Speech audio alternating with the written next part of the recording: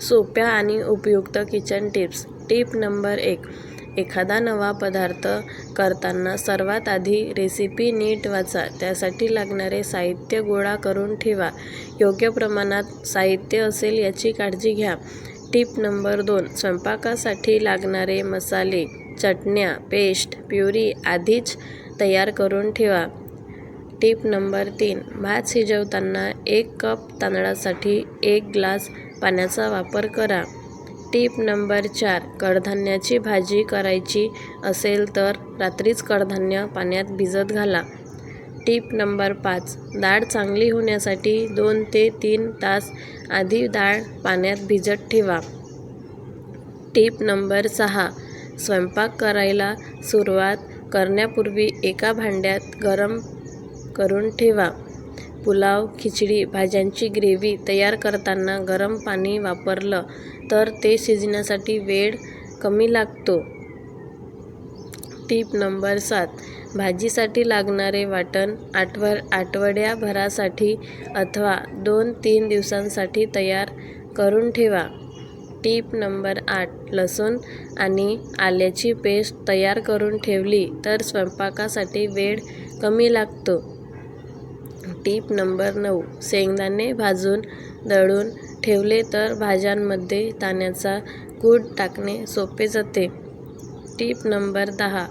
खोबरे खवणे कठीण काम असल्यामुळे नारळ फोडल्यावर तो संपूर्ण खवून फ्रीजमध्ये ठेवावा, ज्यामुळे तुम्हाला वेळेवर खोबऱ्याचा वापर स्वयंपाकासाठी करता येईल. Tip number 11. पीठ मळताना त्यात गरम तेलाचे मोहन टाकले तर त्यापासून बनवलेले पदार्थ खुसखुशीत होतात.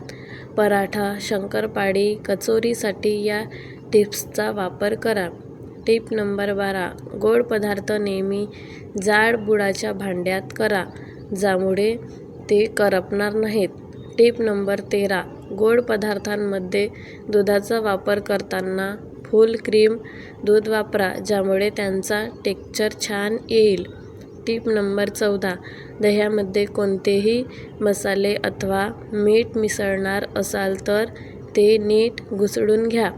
Tip number 15. फ्रीजमध्ये व्हेजिटेबल आणि नॉन-व्हेजिटेबल असे दोन्ही स्टॉक तयार ठेवा, ज्यामुळे सूप अथवा इतर पदार्थ करणं सोपं जाईल.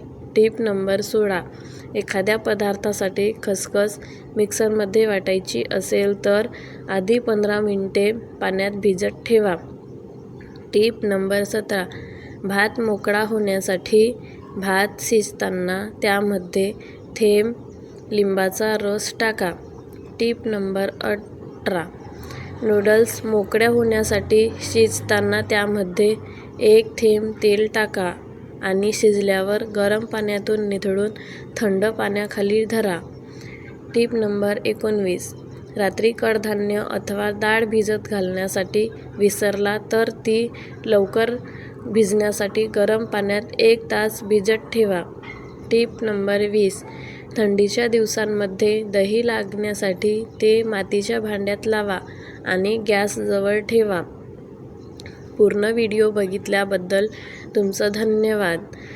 अशाच नवनवीन टिप्ससाठी चॅनलला सबस्क्राईब नक्की करा. धन्यवाद.